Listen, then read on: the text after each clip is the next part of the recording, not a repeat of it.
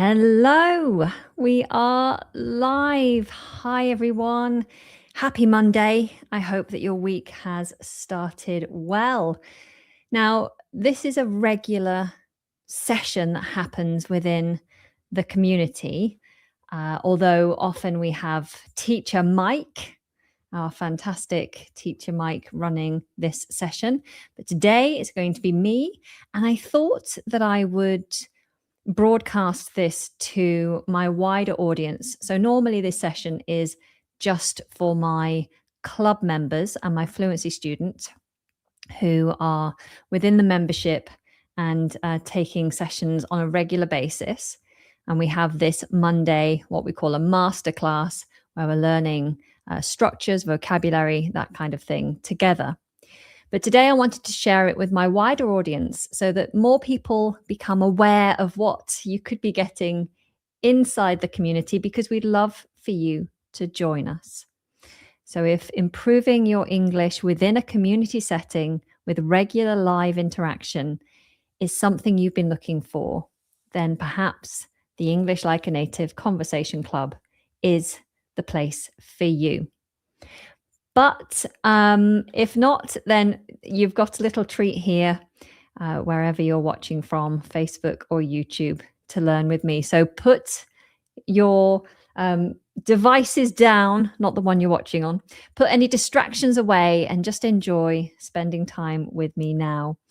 And for my community members that are watching, my students who are watching, I will be asking you to come and volunteer towards the end, to go through some of the activities if we have time. So please do sit in the waiting room and enjoy the session. But I won't be bringing you in until we've gone through the main bulk of content. So hello, everyone. Thank you for joining. I'm looking at your messages now, so please feel free to say hi. Oh my goodness, you've been following me for a decade. Wow. You've been seeing my looks degrade over the last 10 years as I become more and more haggard.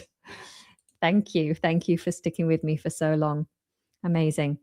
Right. So let's jump into today's topic. Now, most of my students are busy professionals, also, trying to self-improve, also have many hobbies. Some even have families. And so many of my students, like me, have quite hectic lives. And so I thought I would base today's session around that topic of having a hectic life, because it's very relevant. So here we go. My hectic life, a story of modern exhaustion. So I hope you'll find this useful. Now, this is loosely based on my life, but mostly I wrote this just trying to get in as much useful vocabulary as possible. I have been feeling tired of late. Not just a little sleepy, or the sort of tiredness that can be cured with an early night and a strong cup of tea. I mean, properly tired. Now I'll read through these and then I'll come back and touch on the vocabulary. I suppose it is the culmination of everything. Juggling a full-time job, keeping up with a busy social life, and taking on more responsibility for my elderly aunt. Then there is the general life admin that seems to rear its ugly head in the run-up to summer.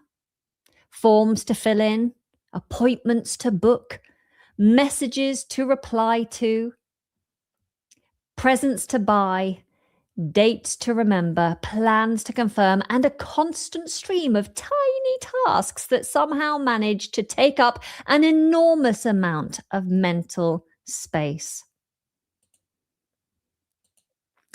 7 members of my family decided to be summer babies, which means that summer feels a bit like Christmas, only with better weather and no mince pies.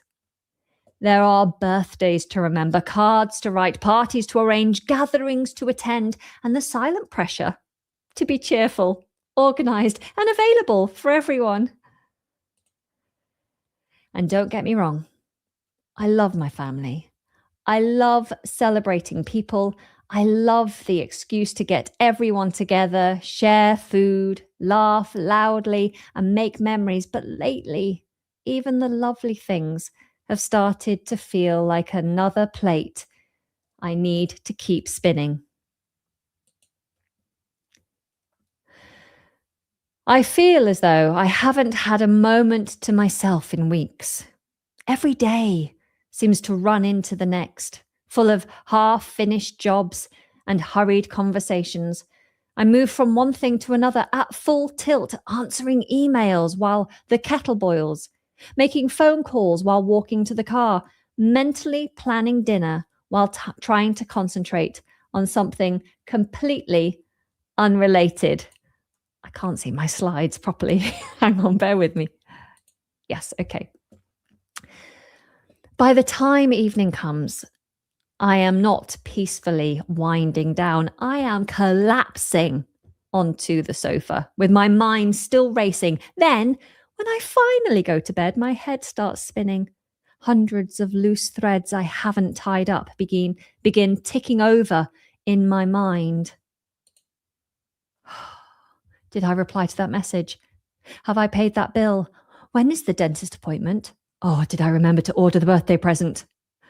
What day is that family lunch? Have I forgotten something important? It is exhausting. Like having too many tabs open in my brain, all flashing for attention at once. Someone stop the world. I want to get off. I would love to take some time to recharge my batteries, but even rest has started to feel like something I need to schedule.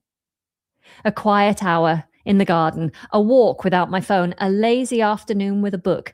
These things sound blissful, but they keep getting pushed to the bottom of the list. There is always something more urgent, more practical, more demanding. And that is the problem, isn't it? When life gets hectic, we tend to put ourselves on the back burner. We tell ourselves we will slow down once things calm down. But all too often, the pace only changes when we decide to change it. So this week, I am trying to take stock. I am trying to pause long enough to ask myself some honest questions. What is actually urgent? And what just feels urgent? What am I carrying that I could put down?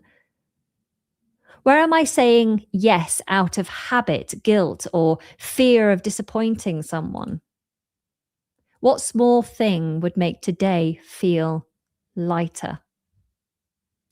I think resetting does not always mean making huge changes. Sometimes it means making a proper meal instead of eating toast over the sink. Sometimes it means going to bed before the washing is folded and trusting that the world will not fall apart. Perhaps taking stock is really about noticing when you are running on empty before you completely burn out. It is about stepping back from the chaos and seeing the bigger picture. It is about admitting that you are not a machine. There will always be birthdays, bills, family responsibilities, work deadlines, social commitments, and unexpected bits of life admin lurking around the corner. That is life. But I'm starting to realize that I do not need to respond to every demand immediately. I do not need to be constantly available. I do not need to keep every plate spinning.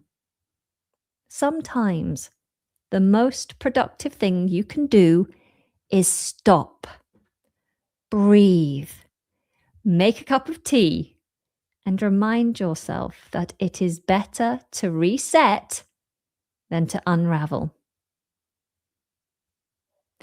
Ooh, fantastic. I do hope that you enjoyed that. Now, I'm going to bring the slides back on in a second, and we're going to work through the vocabulary that I highlighted.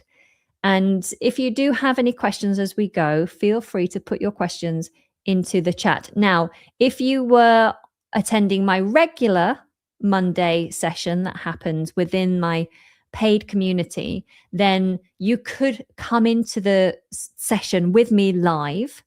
I will invite some students on shortly, but you could come in and talk to me live. This session, I'm not opening up to everybody because it would just be too many people. And I want to get through this within the allocated time of 1 hour. We're 10 minutes in so far, so we've got lots of time to work through it. But feel free to put your questions in the chat, and I'll try to respond as we go.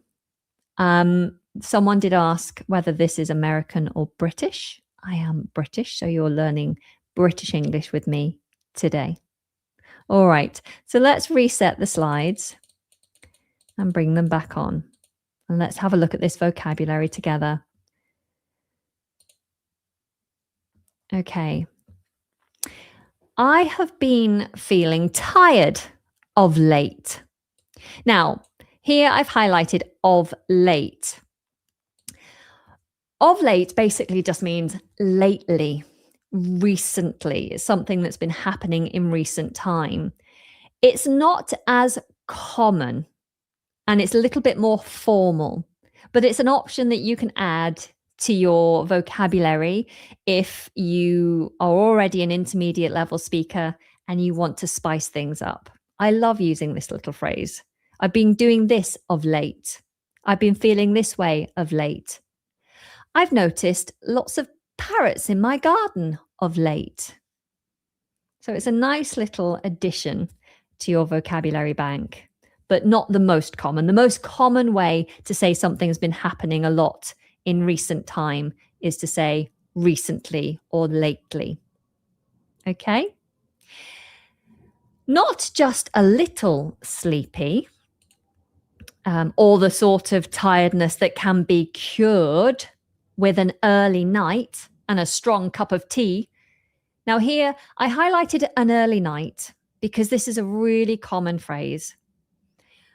We use this so regularly. I think almost every day I say to my partner or to my children, one or the other, we're going to have an early night tonight, or we must have an early night tonight. Tomorrow we must get an early night. Tonight you can stay up a little later, but tomorrow you must get an early night. So it's just going to bed earlier than usual or on time. For me, because I'm ill-disciplined in the evenings, for me, having an early night is going to bed at the time I always intend to go to bed. I always intend to go to bed at 10 o'clock, be in bed at 10 o'clock, 10 p.m. But if I'm watching a Netflix series, if I am engrossed in my book, if I've had too many things going on and I just haven't had a chance to sit down and I want a little bit more time in the evening, then often what will happen is I go to bed late. So I miss that 10 p.m. cutoff and I end up going to bed closer to 11. And last night, it was almost midnight by the time I shut my eyes. So I didn't get an early night last night. Tonight, I will have an early night. What's an early night for you? Let me know in the chat. What time do you need to be in bed to consider it an early night? So you get an early night or you have an early night. I also highlighted a strong cup of tea. Now, you know, I'm British. I live in a nation of tea lovers. And knowing the strength of how someone takes their tea is important if you're making tea for someone else, how strong do you like your tea? We mean how long do you like the tea bag to be left in the water? I don't like a very strong cup of tea. If you leave the tea bag in the water for too long, anything over a minute is too long for me. If the tea becomes very dark brown, I probably won't like it. It'll be quite bitter. Some people like a weak tea. So that's how we describe how long the tea bag's been in, a weak tea or a strong tea. So I don't like a strong tea. I like a medium tea. Not too strong, not too weak. Okay, so I've got some bedtimes coming in here. Very reasonable. 9 p.m. 8 p.m. That is an early night. For me, that's what time I hope my children are in bed with their eyes closed. It doesn't always happen, but that's an early night for sure. 10 p.m. the same as me. Fantastic. Jody, I try to have an early night, but I sleep at 11 anyways. Okay, so I try to have an early night, but I usually end up asleep by 11 p.m. Fantastic. Okay, well, let's move on from early nights and strong cups of tea. The juggling act. I suppose it is the culmination of everything. So the culmination of whatever it is, the culmination of is the final result of many things happening together. So it's the result of all these things happening, the culmination of. Okay, so I suppose it's the culmination of everything. Juggling a full-time job. Now, we use juggling metaphorically to talk about managing lots of different things. We use this when talking about work-life balance and lifestyle all the time. It's also used in business. It's a very, very common word, to juggle things. So here in the picture, you can see the lady juggling. She's juggling the house. She's juggling work. There's a baby bottle there. She's got an alarm clock and a phone. She's juggling lots of different things. She's managing, handling, or dealing with lots of different tasks. I think many people in the modern age have to juggle, especially when you reach that midpoint in your life, when you have a family, you have, heavy work commitments, lots of people relying on you, you have a mortgage, or you're paying for yourself and your family. There's often a lot to deal with. And these days, with our devices, it can feel quite intrusive. So we feel like we're having to juggle a lot. And the reason we use the word juggle is because it's constant. If you take your eyes away for a moment or you rest for a moment, what happens? Everything comes crashing down. So that's why we use juggle. Okay? So juggling a full-time job, keeping up with a busy social life. To keep up with means managing to continue with something busy or demanding. So you might have to keep up with a busy schedule. You might have to keep up with other people doing the same task. If you're a student, you don't want to take time off your lectures or your classes because you want to keep up with the work and the studies, but also with your fellow students. You want to keep up with them. Otherwise, they end up getting ahead of you and you feel like you've been left behind and you're not part of the group anymore. I like this phrase because, I always think of it like in a race. You have lots of runners. They all start at the same point, at the same time, at the start line, and they set off. And everyone tries to keep up with or get ahead of the other runners. So you're juggling a full-time job, keeping up with a busy social life. You don't want to miss anything. And taking on more responsibility for my elderly aunt. So to take on, this means to accept new responsibilities or tasks, to take something on. What have I recently taken on? Well, I have recently taken on a gardening project. I agreed with my family that we would sow our own vegetables this year, that we would start a little vegetable patch and we would sow seeds and grow our own vegetables, tomatoes, cucumbers, that kind of thing. And now I feel like it's a responsibility that falls on me. I feel like I've taken on this huge project because I'm the only one who is looking after the seedlings and learning how to grow and propagate and harvest all of these different vegetables and salads and fruits and things. So it's a lot. I've accepted this responsibility. Okay. So I am reading the chat. People are asking me if I'm reading the chat. I am reading the chat, but I'm here, first of all, just to teach. So please enjoy the lecture and we can do some Q&A at the end. Okay. Fantastic. So lots of vocabulary on that slide. Let's move over to the next, the never-ending to-do list.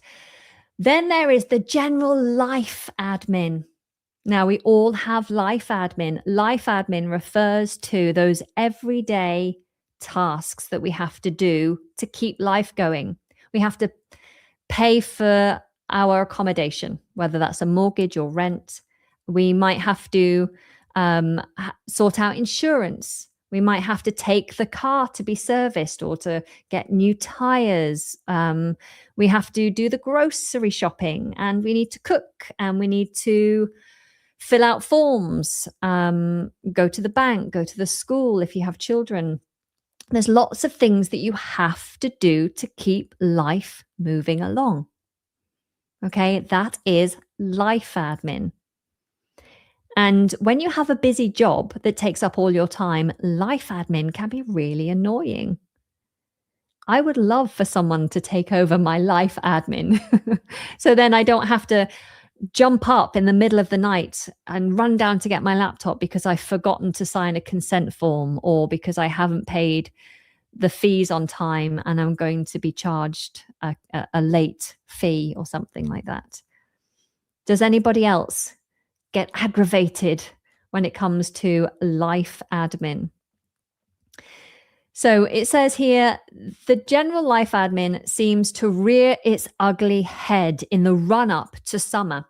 So we use this phrase, to rear its ugly head. It might be a different version of the same phrase. Ugly head is the most common phrase, but it could be any kind of head, to rear its overbearing head or rear its pretty head. But usually this is a negative like metaphor that suggests that something appears in a forceful or hard to ignore way. So when something comes up in life and you can't ignore it, then you could use this phrase. Something rears its ugly head. Ugh, that's why we use ugly often, to rear its ugly head. It's here again. Here, life admin, rearing its ugly head again. Life admin is here and I cannot ignore it. I have to go and do this thing. Okay. In the run-up to summer. So in the run-up to something, this is a phrase in the run-up to an event or a point in time. It just means the time leading up to that point, the time before it. So in the run-up to this live lesson, I was running around like a headless chicken. I was in a panic because I was trying to get my slides ready and my computer wasn't working very well. It wasn't cooperating.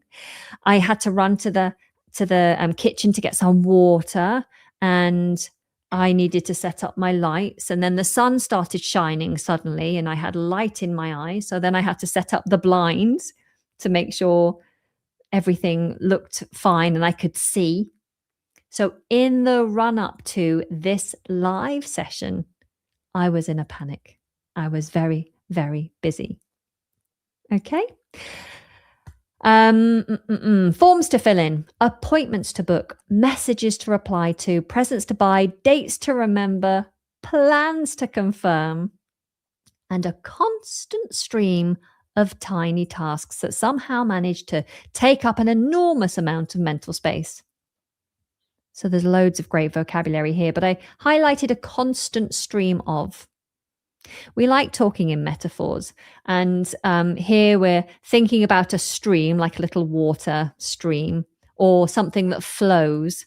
And here we're talking about the constant flow or influx of tiny tasks. And it's a constant stream because it never stops. A constant stream of tiny tasks that somehow manage to take up. Now here, take up means almost like to consume.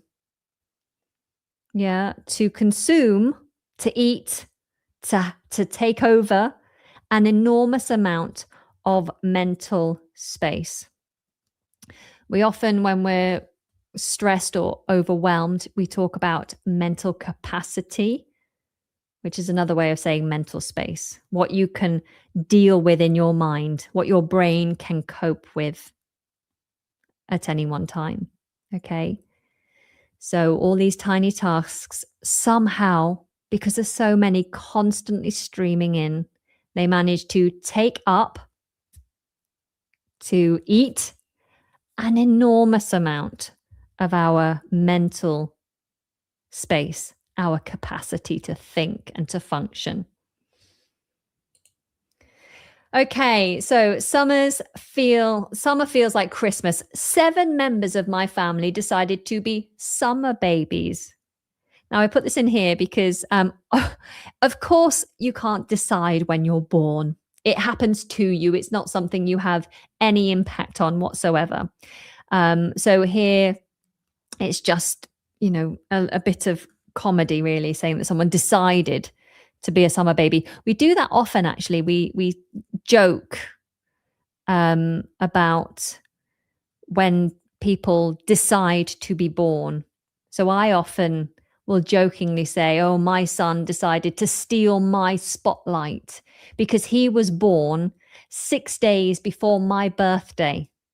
So now every year, my son is celebrated for his birthday. Everyone focuses on his birthday party, his presents, getting him the perfect present, making sure he has like the best cake, and we have like nice events, and it's all about my son, my son, my son. And then that's all done and everyone relaxes and go, oh, it's Anna's birthday. Oh gosh. And it's all a rush. So I always joke that my son decided, as if he had a choice, to steal my limelight. And now every birthday, I'll be an afterthought because he comes first. So we do that, the British sense of humor. We do that a lot. But if someone decides to be a summer baby, or if someone is a summer baby, then they're obviously born in the summer. So I am an autumn baby or a late summer baby. I was born in September. What baby are you? Are you a spring baby? Are you a summer baby? An autumn baby. We don't say fall in Britain. We say autumn. Fall is American, or other versions of English, but we say autumn. So you might be an autumn baby or a winter baby. What baby are you? Yes, it is real. My son did steal my spotlight. It is real. He was born 6 days before me at the beginning of September. Grr. Okay. So that's all I wanted to share on that slide. You're a spring baby. Fantastic. So you would have had your birthday recently, or it's coming up. I wish you a happy birthday. Okay. So when even joy becomes a burden, and don't get me wrong, I've highlighted this at the beginning. Don't get me wrong. don't get me wrong is something that you use to say, well, it's used to make sure that people don't misunderstand you. So maybe you've been talking about why you don't think that green energy is practical. So you might be arguing for all the reasons why green energy is impractical. We shouldn't consider solar panels or wind energy because of this, and this. The person listening to you might think that you don't agree with green energy, that you're not a very environmentally aware or proactive environmentalist. You might come across in that way, and you then suddenly realize that they think that you're not very environmentally friendly, and so you say, oh, don't get me wrong. And that just means don't misunderstand me. Another example is you might be complaining about your partner. People sometimes do this, don't they? They get frustrated with their partner. They go to their friends and they complain. Oh, my partner didn't say this to me today. My partner didn't help me in the kitchen. My partner didn't do that and they didn't do this. And oh, they do this thing and it really annoys me. But don't get me wrong. I love my partner. My partner is an amazing person. I love and respect my partner. So you use don't get me wrong to make sure that you haven't been misunderstood. So it's a really great phrase. Don't get me wrong. I love my family. Back to the slide. I love celebrating people. I love the excuse to get everyone together. Now, a get together. Get together is bringing a group of people into the same place at the same time, usually to celebrate something or to catch up, to learn each other's news. You have a get together. So you get together, or you could have a get together. So the event could be just simply called a get together. But here, in the slide, we're saying, I love the excuse to get everyone together to share food, laugh loudly, and make memories. But lately, even the lovely things have started to feel like another plate I need to keep spinning. Now, earlier we talked about juggling when discussing the many things in life or in work that we need to continuously deal with, that we must not let drop. Another metaphor that we often use is spinning plates. Now, I'm sure you've all seen, if not in real life, you must have seen somewhere online or on the TV, the circus act of the person who has a plate on a stick spinning round, and they start one and then they get the other one going, and then they set up several other spinning plates, and they have to keep returning to each plate to give it a little more energy to keep spinning. And at some point, one or more of the plates loses its energy and it falls and breaks. Okay, so we like to use this metaphor when talking about having a lot to do. Spinning plates. Oleg, you've just brought up an excellent point here as well. In the same vein, we also use to have a lot on my plate. So we also use the idea of a plate with lots of things on it. I have a lot on my plate right now. I use this in work. I used it today. Someone called me. I'd actually made an inquiry and I wanted someone to call me to discuss a service. They called me quickly this morning, but I was just about to jump onto another call, and then I had a lesson, and then I had a group session.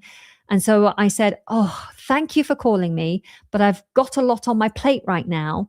Could you call me tomorrow? I've got a lot on my plate right now. I'd prefer that we put this back and you call me tomorrow. Okay, so that's a great thanks, Oleg, for offering that up. Okay. I feel as though I haven't had a moment to myself in weeks. This is a common phrase, to have a moment to yourself. We often use it in the negative when you say, I haven't had a moment. I haven't had a moment to myself, meaning you haven't had any time alone or any time that's your free time to do what you want to do, where you don't feel that you're compelled or responsible for doing something. When you can just go, oh, I've got 10 minutes. I might just sit down and have a cup of tea or potter around my garden or have a little walk. I've got a moment to myself. This is nice. Okay, so it's usually used in the negative, but we can also use it in the positive to say, oh, this is nice. I've got a nice moment to myself. Very rare in my life. Then we go on. Every day seems to run into the next. Every day seems to run into the next. This just means that every day feels like it blurs. To run into. We use run into when we talk about how best to explain it. Like, I'm thinking about paint and water and the paint running off the page. So it just kind of, I've lost my ability to explain vocabulary. When it blurs, when it contaminates, when it moves one to the other, to run, to flow, when it runs into the next, it's hard to distinguish and tell the days apart. Have you ever had that? When someone says, so tomorrow on Friday, and you go, what? Tomorrow's Friday? Whoa, hang on. I thought today was Wednesday. How did that happen? Every day just seems to run into the next. I've been so busy. Wow, that's crazy. I can't distinguish between the different days. Okay. Full of half-finished jobs. So I think that's self-explanatory, but just in case it's not, a half-finished job is a task that was started but not finished. My house is full of half-finished jobs and it drives me mad. Most of them are not mine. Most of them are little crafty things that my children have started and not finished, like a half-built Lego and a half-constructed robot and a half-painted dinosaur and lots of things. It drives me mad because I am not allowed to touch anything. Yes, a half-finished puzzle. I'm not allowed to touch it and put it away because it's a work in progress. So I have to leave it, but it's just cluttering the house and I can't dust and I can't hoover and it's just going everywhere. Drives me mad. Drives me mad. Okay, back to the text. I move from one thing to another at full tilt. At full tilt. Now, my version of this phrase, because there's another version, I like to use also full pelt. But these are both very common. At full tilt or at full pelt, it means to go at something very quickly and with lots of energy. Yeah. So I move from one thing to another at full pelt. I do it very quickly. I'm on the phone. I'm making a cup of tea. I'm running out the door to go and get the children from school. I'm coming back. I'm doing the cooking. I'm jumping onto a live stream. I'm running back in. I'm eating. I'm putting my children to bed. I'm tidying up. I'm, with lots of energy, moving very quickly. No time to myself to relax. Let's move on to the next slide. By the time evening comes, I am not peacefully winding down. So to wind down is to start to relax after a busy day. It's about slowing down and quieting your mind. To wind down, I will often go for a walk at the end of my workday. Then I will maybe listen to a podcast or some music. usually while I'm cooking and cleaning up. Then I'll have a nice bubble bath, a very hot bubble bath. And then I might read or watch a series or something. What do you do to wind down? So to relax at the end of a day. I am collapsing onto the sofa with my mind still racing. So we often use collapse. I collapsed when we're talking about being exhausted. So to collapse is to suddenly drop to the floor. It's quite dramatic. If someone collapses in the street, then that's often a medical emergency. So that would mean someone's legs give way or they've lost consciousness, they've collapsed in the street. If I came home and said to you, someone collapsed at work today, then you would be shocked and say, why? Are they okay? Did they go to the hospital? What happened? But we do use it metaphorically when suggesting that we are so tired that we almost throw ourselves down onto the sofa like this. I've just collapsed onto the sofa. So to throw yourself down because you're so tired. With my mind still racing. I should have highlighted that actually. We talk about our mind racing when we're thinking about a lot of things. And it's almost like your thoughts are going so quickly. Your mind is very busy. So we use racing to talk about those fast thoughts. My mind was racing. Then when I finally go to bed, my head starts spinning. This is another way to describe lots of thoughts. When you have so many things in your mind that you feel dizzy, that's when this would be a good phrase. My head is spinning, or my head started spinning, or my head was spinning. Okay. Hundreds of loose threads I haven't tied up begin ticking over in my mind. A loose thread is an unfinished or unmanaged task. For example, an email that has been sent with a question that you must answer, that's a loose thread. That's something that needs dealing with that has not yet been managed. So you could deal with that loose thread by passing it on to someone else, delegating that task to someone else, or you could just respond. That would be tying up your loose thread. But if you don't tie it up, then you have it, and it's like it's just dangling there, waiting for you to deal with it. Many of us have many loose threads that we haven't yet tied up. So to tie up, to deal with. And the loose threads begin ticking over in my mind. So we also talk about the mind as if it's like a clock, and it's constantly going, lots of cogs. We talk about the cogs in our mind. A cog is a part of a machine, usually a part of a clock, a mechanical cog. And there's usually many cogs that keep everything turning. There are often icons of a brain, and you'll see little wheel cogs turning to show the thinking process. So now I'm saying ticking over because a cog tends to, it has lots of teeth, lots of grooves, and they usually tick, tick, tick in that jutting motion. So it ticks over, tick, tick, tick, tick. I'm thinking. Okay, so the mind ticks over.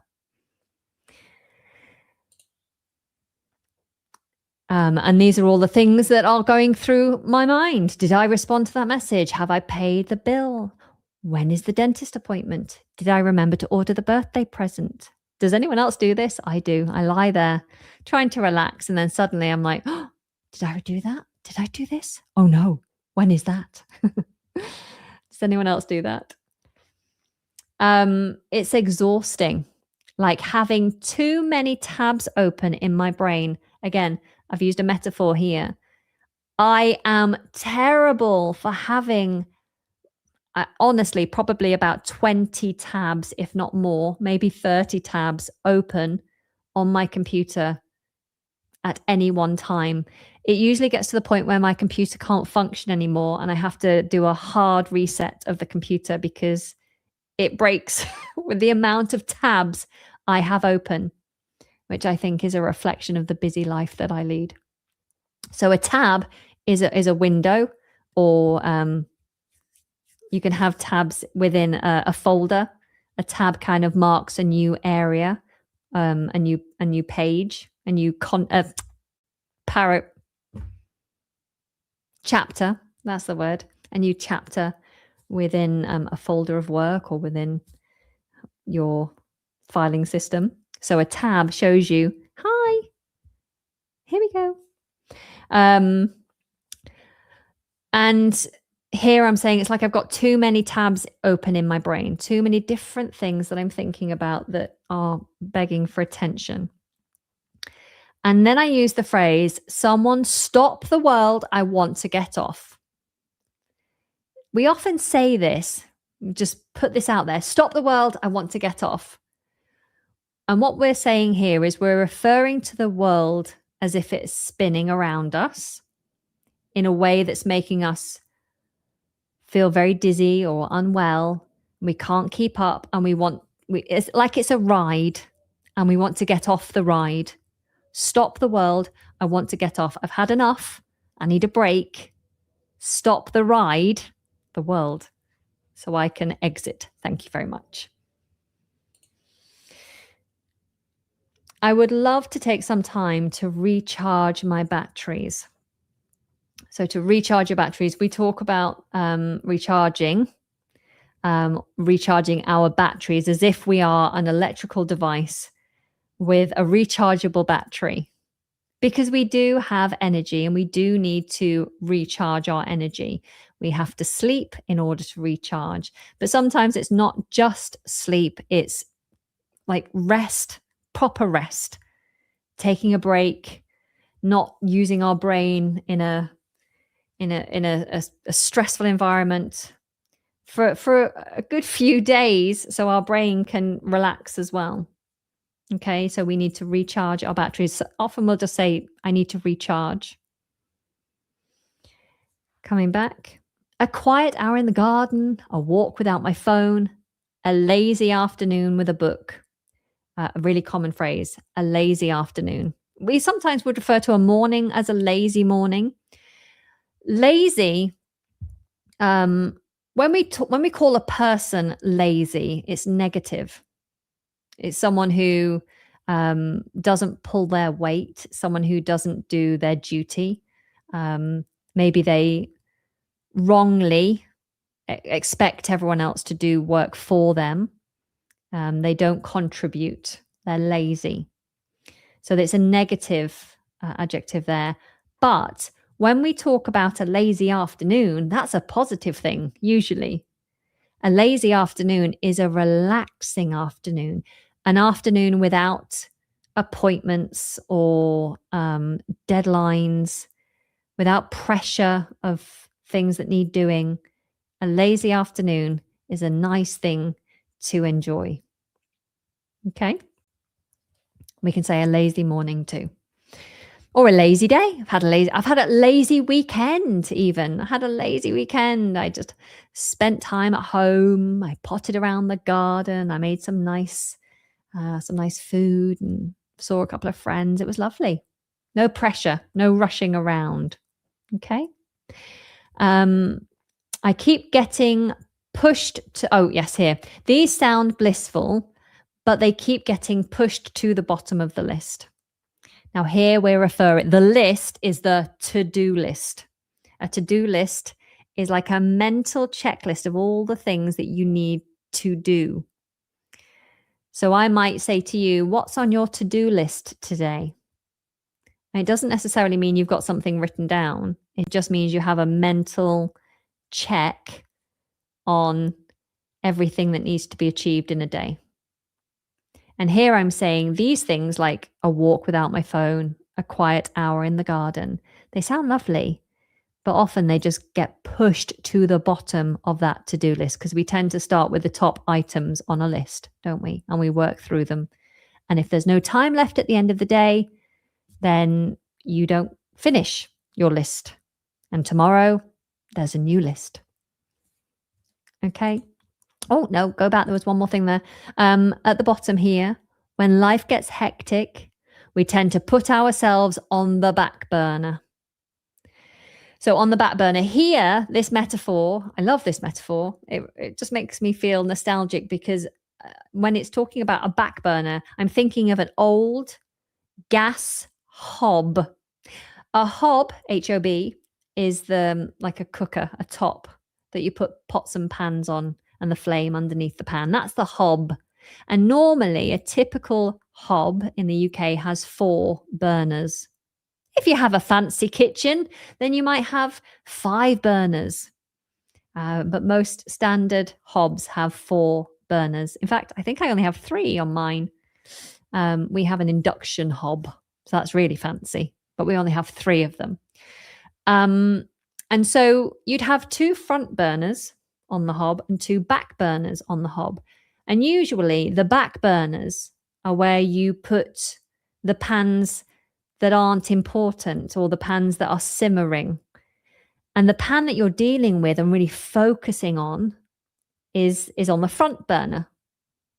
And so when you put something or someone on the back burner, then it means you deprioritize them. You push it out of your line of focus. You stop dealing with it because you can deal with it another time. It's not as important as this thing in front of you. Okay, so it's a really nice phrase to use, to put something on the back burner. By the way, if you're enjoying this, it's been a while since I've done a live like this. If you are enjoying it, please take a second just to interact with the video by leaving a like or a heart if you're watching on Facebook. I'd really appreciate that. Thank you. Okay, let's carry on. But all too often, the pace only changes when we decide to change it. All too often. This is a nice phrase. It means often, but it has something more to it. It's like very often. More often than is good. So it's negative because it's more often than is desirable. Okay. So if your laptop breaks down regularly and you have to reboot it and you have to debug it or take it to a shop for someone to do something with it. If it happens once or twice, that's not so bad. But if it happens a lot, then you could use this phrase. All too often, my computer breaks down. I actually don't think I can rely on it anymore because it breaks down all too often.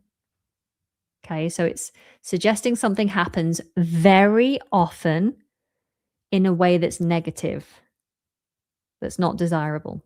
Okay, so this week I am trying to take stock. Now, you can see the picture that I chose here. It's someone in a warehouse. They've got a clipboard and a pen, and you imagine that they're looking to see how many items they have in stock. So a stock in the commercial world, stock is the product. If you have something in stock, then you have it in the store. We stock items. That means we keep them, we have them ready to go to the customer. So if something's in stock, it's in storage, ready to go out to the customer. If you take stock, then you go and see how much of your product you have. So if I sell, I sell SD cards for a camera. I sell SD cards for cameras. And right now I have, if I take stock to see how many SD cards I have, I can see I only have 2. Oh no, I better order some more. And that process of taking stock is called a stock take. You do a stock take. So I'm taking stock, and that is a stock take. But we can use this to talk about ourselves and our situations. So if I tell you to take stock, I'm asking you to stop and think very carefully about your situation. So, if you are very unhappy in your life, I'm talking to you and you're very depressed, you are complaining about your work, you're complaining about your partner, you don't like where you live, you've put on weight and you're not happy in your body, so many things going on. I'd say, look, I really think you need to take stock of your life. We need to sit down, we can do it together, and take stock. Let's work out what's going on and what steps we need to take in order to get you into a better place. Okay, so stop and think very carefully about your situation. Take stock. When was the last time you took stock?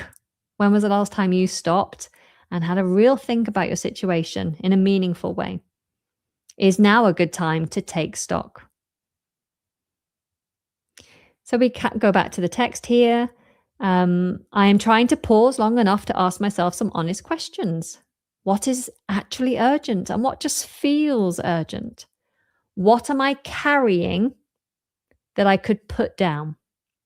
So here I'm talking metaphorically about what burden, what responsibilities am I holding? Am I feeling responsible for that I could just give to someone else or just not do? What am I carrying that I could put down? So relieve myself of the responsibility, of the burden of that responsibility, to put it down, to walk away. Where am I saying yes out of habit? Hang on, I can't see my screen very well on this slide. Out of habit, out of. Oh, hang on a minute. Hang on. So, where am I saying yes out of habit, guilt, or fear of disappointing someone? So, here, out of habit, guilt, or fear, you do something out of, and then we can use habit, guilt, fear. And it just means like due to, because of. So, out of. Yeah. I sometimes jump in the car and I pull out of my street and I turn left when I should have turned right. And I turn left out of habit because I often turn left when I come out of my street because usually I'm going to the school to pick up the children. But on occasion, I'll be heading to the pet shop to get some cat food for my cats. And when I go to the pet shop, I need to turn right. But often, if I'm not thinking, I turn left out of habit. Out of habit. Out of meaning because of or due to. Okay. All right. What small thing would make today feel lighter?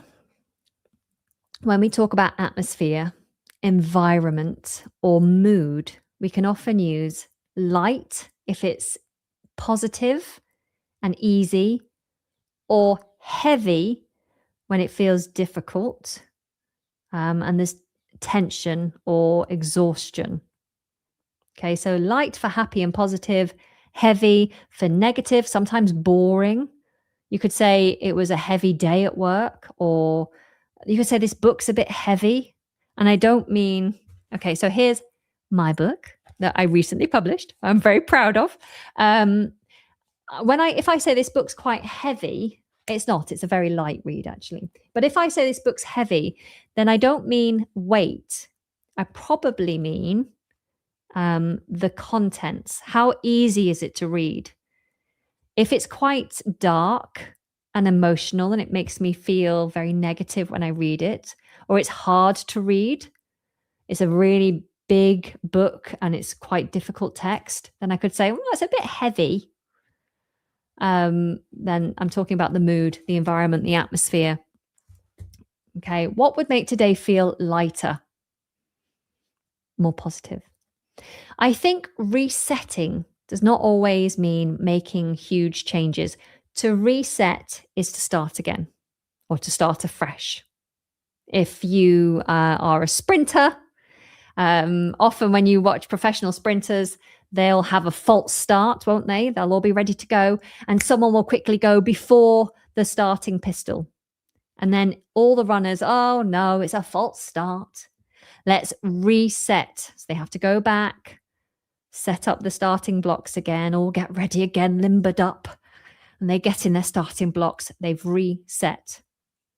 So it's all about starting again. Laura, hi Laura, it's nice to have you here. Yes, it is my book about Gabriel's journey. You can get it on Amazon, A British Adventure by Anna Tyree. This isn't about publicizing my book, but it is a great read for English learners. Yes, it's Gabriel's journey. Okay, I'll move on. Sometimes it means making a proper meal.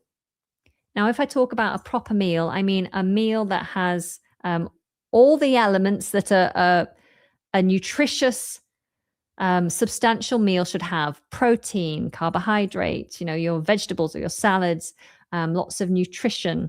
That's a proper meal, something that you've prepared, cooked, put together. It's not a bowl of cereal. It's not a piece of toast. It's not a mouthful of leftovers from yesterday. I say this in my mind, knowing that I often just reach for a bowl of cereal for lunch because I'm too busy to stop and have a proper meal. Okay. I will answer questions more towards the end. I know we've run over now. I can never stick to time. I prepared too much material, but let's carry on anyway. Hi, Oleg. I will bring you on in a minute. Okay. So, sometimes it means going to bed before the washing is folded and trusting that the world will not fall apart. Now, we often use the phrase, the world will not fall apart, or the world will not end, when we're telling someone that the outcome of them stepping back or taking a break will not be felt. It won't be a problem. If you don't answer that email tonight, the world will not end. So I'm saying the consequences are not bad. Take a break. Yeah, the world will not fall apart. The world will not end. Perhaps taking stock is really about noticing when you're running on empty. We often refer to ourselves like we are machines that have batteries that need recharging, or like engines, like in a vehicle, that also need topping up with fuel, our fuel being food. We use this metaphor a lot. We talk about running on empty, so running on no fuel, like if you've ever run a car to a point where you've run out of petrol. I have once. It was a bad experience. Never do it. But we can ourselves run on empty, and it's not necessarily talking about food, although it could be. Often it's talking about energy levels. So if you've been spreading yourself thin, doing too much, working yourself down, then you might be running on empty and you need to restock, take stock, reset, have a break, recharge your batteries, or you will burn out. To burn out, you might have heard this phrase. It's thrown around a lot, especially in modern day, because we all do too much. We're connected all the time. We hardly ever take a break. So many of us burn out, where you get to a point of exhaustion. It's usually a point, if you get true burnout, you can't function. And it's very depressing, and it can affect your health as well as your mental health. So burnout is bad. It's about stepping back from the chaos and seeing the bigger picture. So we talk about the bigger picture. When we're too close to something, sometimes we forget to think about the wider context. And often it's good to step back and look at the bigger picture. So think about it in a larger context. It's about admitting that you're not a machine. So again, just pushing on that idea that we use metaphors of us being machines, or vehicles. You're not a machine. You're not a robot. Okay. How many more slides do I have? Yeah, okay, this is the last one. Here I talk about unexpected bits of life admin lurking around the corner. We often talk about problems, issues, or undesirable people lurking. So it's like they're hiding. You know they're there, and they're just waiting to pop out and get you. So we talk about people lurking. I am the head of my local like neighborhood group. I set up a group, and we all are connected and in contact to help make the place a nicer area. And we often message each other when we see an undesirable person lurking on a street corner or trying to open the doors of people's cars very late at night. So I'm often out looking through my bedroom window to see if I can see anyone at 2 a.m. when I wake up. Is there anyone lurking? And that's someone like kind of standing, waiting to do something wrong, to do something bad. But we can talk about our problems lurking, waiting to jump on us. Oh, hang on. And there again, we've got the plate spinning. And then the final message is, it is better to reset than to unravel. Okay, fantastic. Right, so the writing task, ladies and gentlemen. I'm going to bring up bigger here. Oh, no, there we go. You can see it. Your turn. Your task, should you choose to take it on, is to write a short personal reflection about a time when your life felt hectic, overwhelming, or difficult to keep under control. Describe what was happening, why you felt under pressure, and what helped you, if it did, what helped you to slow down, take stock, and reset. Now, the idea of this writing task is that you use some of today's phrases, not the ones you know, although you can include them, but the focus is to try to activate some of the new or less frequently used items that we've come across today. Try to activate something new in your passive vocabulary, or bring something in completely new.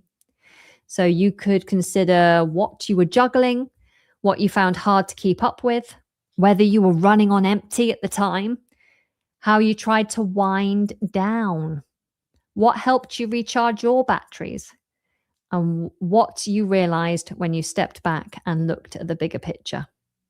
Okay. For my students in the community, my fluency students or my conversation club students, of course, if you can get your writing into me in the live lesson library before Friday, I will provide feedback to you guys on Friday. And for everyone else, please feel free to share your work in the comments wherever you're consuming this lesson. Thank you very much. Now, Oleg, I'm going to bring you in. Are you ready? Yeah, okay. Hi. Hi, everyone. How are you? Not bad, thank you. Cannot complain. You cannot complain. Good.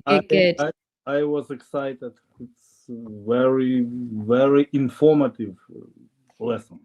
Good. Well, I'm sure the Monday lessons always are a treat, aren't they? The Monday lessons are always full of lots of fabulous vocabulary and opportunities to work on your English. I think with the feedback that you get as well, it's quite a useful session that we offer.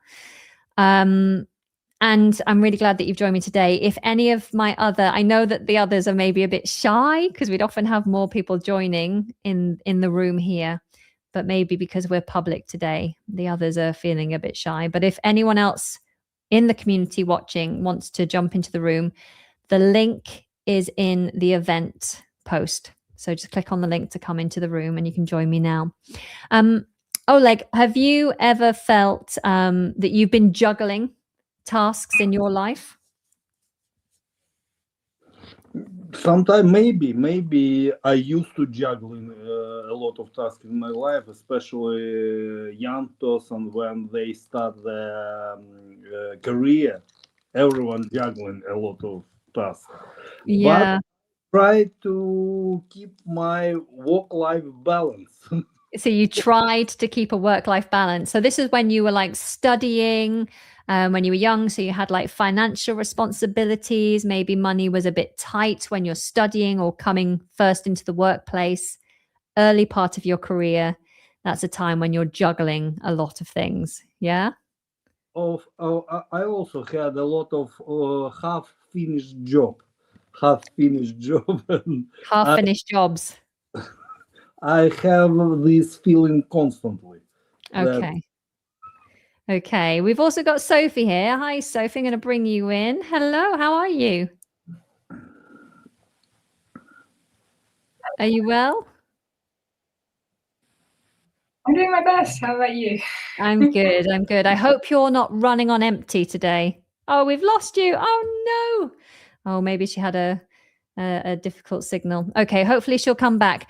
But what we're going to do in the meantime, Oleg, I'm going to work with you for now. Just going to switch over my screen share. Just bear with me. I'm going to test you on some of the, and we can do this all together. It doesn't have to be just you. Anyone watching can also take part. Okay, let me get it a little bit bigger. Just set up my screen. Just bear with. See, I made that very native there. Bear with. I'm saying bear with me. And it just means wait. Bear with. Bear with me. Okay, so I've got my notes ready.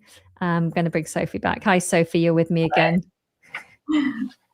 Okay, so the sun has come out to blind me. Right, what we're going to do is try to remember some of the words that we were looking at. I'm just going to share my screen. Why want to add to stage? It's been a while since I've done this. Hang on. Remove this and add this. Here we go. Okay. So, Oleg, can you read out the first one for me? And I've given you a clue here as to what is missing. If anyone at home thinks they know the answer, then you're free to write it in. But Oleg, if you can read this out for me, putting in what you think is the missing word. I've given you a little clue. juggling, maybe juggling. We miss the word juggling. I'm currently juggling a full-time job, childcare, family commitments, and house renovation. Very good. Very good. You're absolutely right. I am currently juggling all these different things: a full-time job, childcare, family commitments, and a house renovation. Try to make the H softer, a house renovation. Okay. Sophie, you try for me number 2. Oh, let me. Yeah. And the clue here is manage to continue with something busy or demanding. I'm finding it difficult to keep up with all my messages, appointments, and family commitments. Absolutely right. I'm finding it hard to keep up with. Fantastic. You're absolutely right. Oh my goodness. What am I doing? I hope I didn't just reveal all the answers. Okay, Oleg, number 3. This is accepting a new task or responsibility. Take on. I don't think I can cope with taking on any more responsibility at the moment. Fantastic. Well done. You're absolutely right. The answer is on, take on, to accept any more task or responsibility. Sophie, number 4, please. This is everyday practical tasks. I spent most of Saturday dealing with life admin, booking appointments, paying bills, and replying to messages. Lovely. You're absolutely right. Admin is the missing word. I spent most of Saturday dealing with life admin, booking appointments, paying bills, and replying to messages. Do you get bogged down with life admin, Sophie? I do. You do. It's a universal issue, I think. Everyone has too much life admin. Absolutely. Okay. I actually really miss having physical post through the door. Everything comes in digitally now, and I get so fed up of looking at devices all the time. I'd rather just have paperwork. Okay. Oleg, number 5. This is the period before an event. Can you remember this? Advent. In the Advent Christmas, I think so. No? No. Think about a physical exercise where you move your legs really fast in the... I have no idea. Okay. Sophie, do you know what we're looking for? In the running up to Christmas? In the run up to. Run up to. Yeah.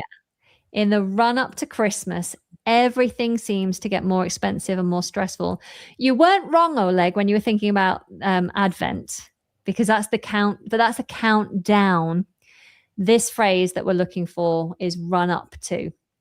And we had that offered up in the chat as well. Fantastic. Okay. So number 6, Sophie.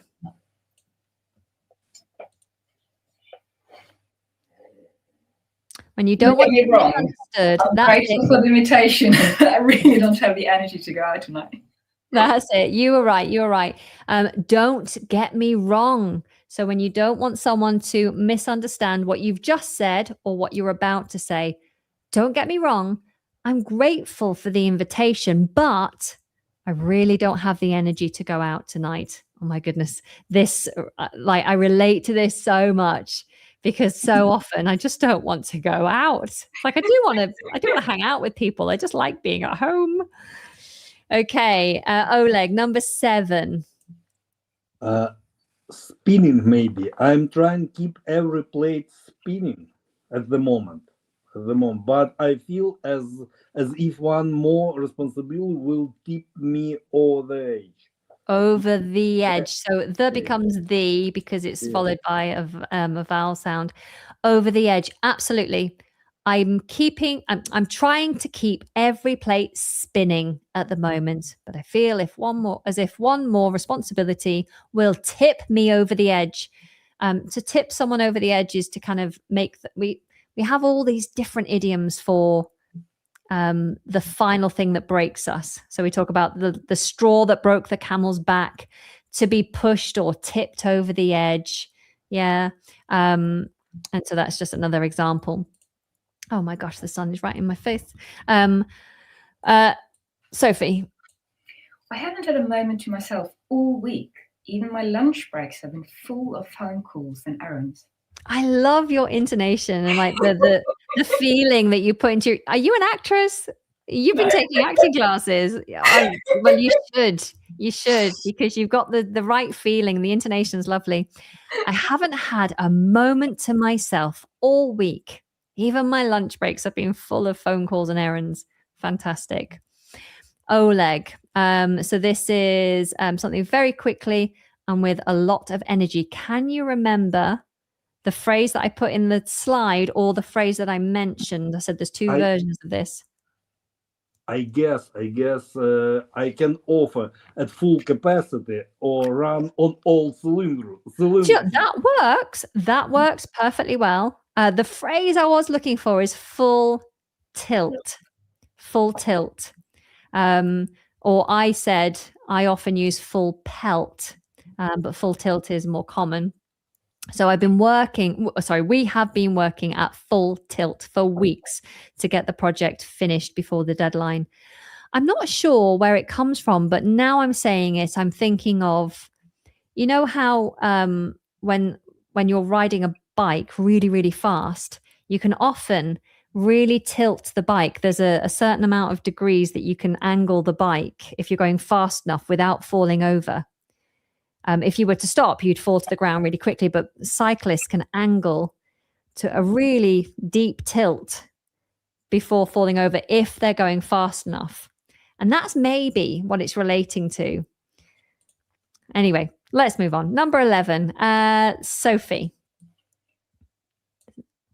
I think it's number 10. Oh, sorry, you are correct. Well After done. a busy day, I find it really hard to wind down. My body is tired, but my brain is still wide awake. Fantastic. Yeah, to wind down. I find it really hard to wind down. Perfect. All right, Oleg. I think this one's quite simple. See if you can fill that in for me. I need a quiet weekend to recharge my battery before another busy week begins. Perfect. You've got that spot on. To recharge my batteries. Fantastic. 12 for you, Sophie. Think about the kitchen. Think about the hobs. Oh, Think- right. When life gets hectic, I often put myself on the back burner and focus on everyone else's needs first. Perfect. Yes, on the back burner. I put myself on the back burner so I do not prioritize my own well-being or health or whatever it is. 13, Oleg. This weekend, I'm going to take steaks. Stock. Clear my diary and think about what actually matters. Fantastic. Yes, to take stock. To take stock. The pronunciation of this word for you, Oleg, diary. Diary. I think you said more like dairy, like milk and yogurt, dairy, but we want diary. Okay. Fantastic. We're close to the end. Here we go, Sophie. This one's for you. I realised I'd been running on empty for months, so I decided to make some changes before I completely collapsed. Perfect. Yes, to be running on empty. Another offering, just as a little bonus, is you might say running on fumes is another phrase, to be running on fumes. If you empty a petrol tank, there might still be a few fumes. So, like essence of residual petrol or fuel that was in there, and that would be fumes. And so we often say, I'm running on fumes. There's no real fuel in there, just a little whiff of what was energy. I'm running on fumes. Oleg. If you keep walking like this without a proper break, you might burn out. Perfect. Yes, you might burn out. Be careful. Fantastic. And Sophie. Sometimes you need to step back and look at a bigger picture instead of worrying about every tiny detail. Exactly. Look at the bigger picture. Fantastic. You've absolutely smashed that, guys. That was not difficult in the slightest. So thank you so much for joining me. I'm going to let you guys have a rest now. I know it would normally be a lot more interactive, but for this session, I really just wanted to share with the wider Elan audience what we have to offer inside the community. Sophie and Oleg, you guys have been with us for quite a long time. How long have you been a member, Sophie? Some years now. Some years. Oleg? A short handful of years, yeah. Repeat question. How long? How long have you been in the Elan community? It may be fourth year start. You are an honorary member. You're an honorary member. You've been with us through Thank you very thick and much. thin. Thank you very much. Well, you're both really fantastic contributors to the community. I don't remember same time. Always were sick. Every day just blurs into the next, Elan. It's all lots and lots of resources. But I do hope that I think it's obvious because you've been with us for so long how much you enjoy the community. And, this is an opportunity for other people to see that there is wonderful students in our community, as well as lots of valuable resources. So I'm going to let you guys have a break now before the sun burns my eyes. So thank you for joining and contributing. It's been a pleasure. Right, I have a few moments for anyone who would like to ask any more questions. If you are interested, burnt by the sun. If you're interested in joining in the community in some way, we have lots on offer in terms of courses if you want to level up. But the most bang for your buck, the most valuable resource that we offer is the Conversation Club.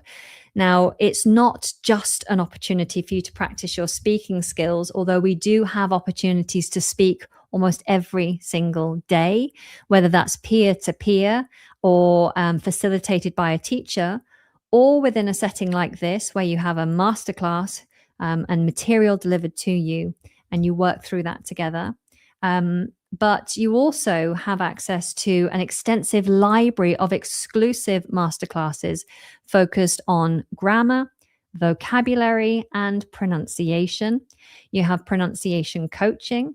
There is lots of transcripts for some of the podcast episodes as well. So there's opportunities to work on your listening and your reading, and just a lovely community of lovely students who really enjoy learning and interacting. And if that sounds like the kind of space that you need to be in, then come and join us in the Conversation Club. I've put a link in the description of this video, wherever you're watching. We would love to have more members who are of the same mindset, who feel passionate and just really enjoy learning and communicating. So if that sounds right for you, then please come and join us. We'd love to have you. So I'm now going to have a look in the chat and answer any pressing questions before I go and have my dinner. I want to have an early night tonight, so I don't want to be too late. Ahmed says, do you teach? So do you teach, not do you teaching. Do you teach online with Zoom? I think you mean as the classroom. Yes, so our conversation classes, of which there are at least 4 or 5 a week, often 6 a week. They all happen on Zoom so that we can separate students out into breakout rooms to have smaller, more opportunities to speak, but more intimate conversation. Because often if you're in a big group, you might spend most of your time listening and not getting involved. And the idea of the Conversation Club is to get you speaking, because that's often the skill that is overlooked or least practiced.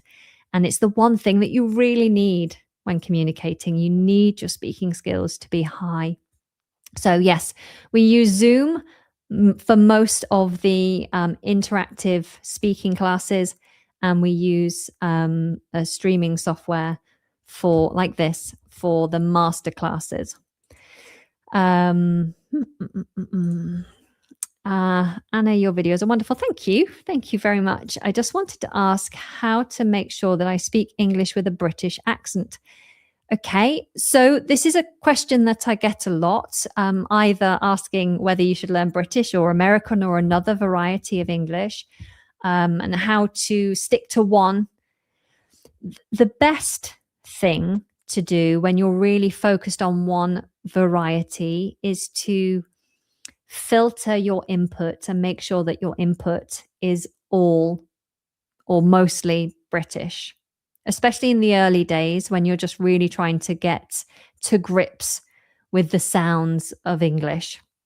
So if you just listen to one variety initially, and the thing is, you talk about a British accent, are you talking about like a modern RP, like what you're hearing now? Or is there a specific variety of British English that you're interested in? Because as you may know, there are many varieties of British English. So whichever variety it is, try to then filter your input and make sure you listen to lots and lots and lots of that particular type. Or take a course. I have a free British accents course. I don't have the link with me to hand right now. If you watch any of my accent videos, of which there are many on YouTube, if you just go to my channel and search for accent videos, then you'll see a link for a free British accents course that will introduce you to the main regional accents. Fantastic. Okay. Any other questions, guys? Feel free to drop it in now. I hope you've enjoyed today. Another reminder, if you did enjoy it, then please do follow.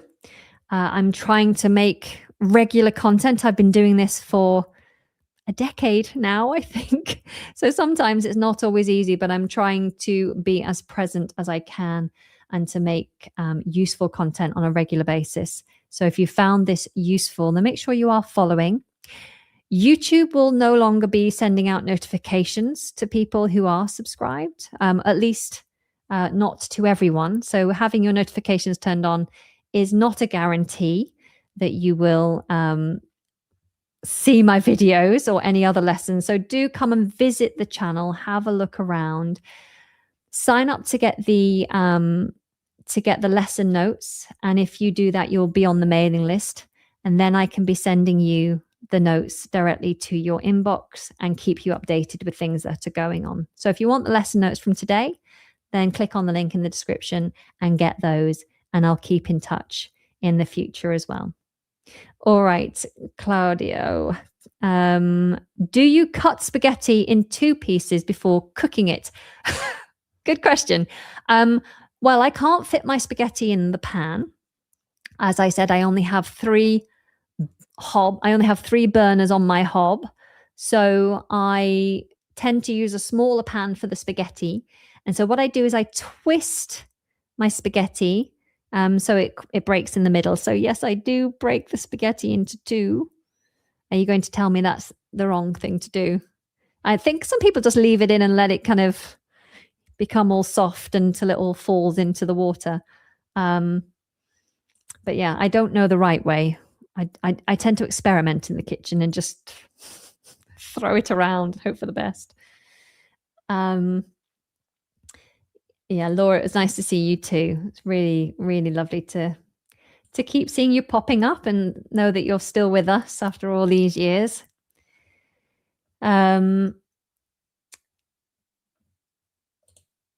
We should fund a party.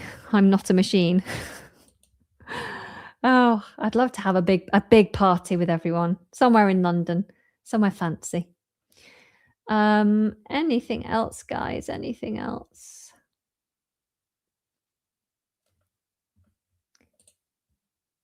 Do I love or hate Marmite? Great question. I don't eat Marmite. I went through a phase of enjoying it. There's something in Marmite that's quite good for your health. I can't remember what it is.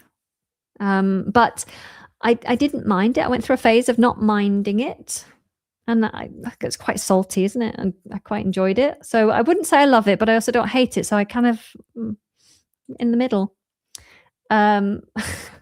The questions are supposed to be about English, but we could talk about me. My favorite movie, that's a really hard question because there are so many amazing movies. However, one of my favorite movies in the past was Titanic. I'm a big Leonardo DiCaprio fan, and that was it was more of an experience. It was an awakening for me. I had to do something important with my life. I studied film at college. I love movies, all sorts of movies. Do I like Harry Potter? Yes, I think I'll enjoy Harry Potter more when my kids are old enough to start reading the Harry Potter books. I've seen some of the films, not all of them. I haven't religiously followed the series, but I do want to introduce it to my children. I know they will love it, but I think they're just a little bit too young yet. They might get scared. So we'll get there. We'll get there, and I'm sure I will really enjoy it. Okay, let's just see. Anything else? How's your day been? Really good, actually. It's been a busy day. Lots of live lessons, one-to-ones. But yeah, good. Female teacher Anna. You could just call me Teacher Anna, or just Anna is okay. Do you accent? Do you think it's more difficult, British or American? Although I personally prefer the British accent. Okay, so which accent do you think is more difficult, British or American? So you don't need although, just I personally prefer the British accent. I think it depends on which accent you already have, whether it's close. Like, for example, a German accent, a German speaking English has an accent closer to British English than American English. So it would be easier for a German speaker to master the British accent. But it also depends on your input as an individual. What have you spent most of your time listening to and consuming? If you spent all your time listening to an American accent, then that's then quite easy to then emulate. My favorite British cuisine. The thing is, a lot of British dishes are inspired by other countries. So my favorite dish is actually lasagna, spaghetti bolognese, although I do a corn version with loads of vegetables. I have for breakfast every morning soft boiled eggs and curried spinach on sourdough toast. And my partner hates it. And every day I make it because I love it. He hates the curried spinach, but I love it with garlic and ginger and turmeric and curry powder and chili powder. He hates it, but it's delicious. Very good for you. I love food. I love food in general. Lots of dishes, lots of food, good food, whole food. All right, last question. One advice for the IELTS exam. So I do have a video specifically about IELTS. I recommend that you go onto my channel on YouTube. You're on YouTube. Yeah, you're coming from YouTube. So go and look on my channel and search for IELTS in the channel. I think I did 2 videos on IELTS preparation. It's not the thing I specialize in, but those videos are very useful.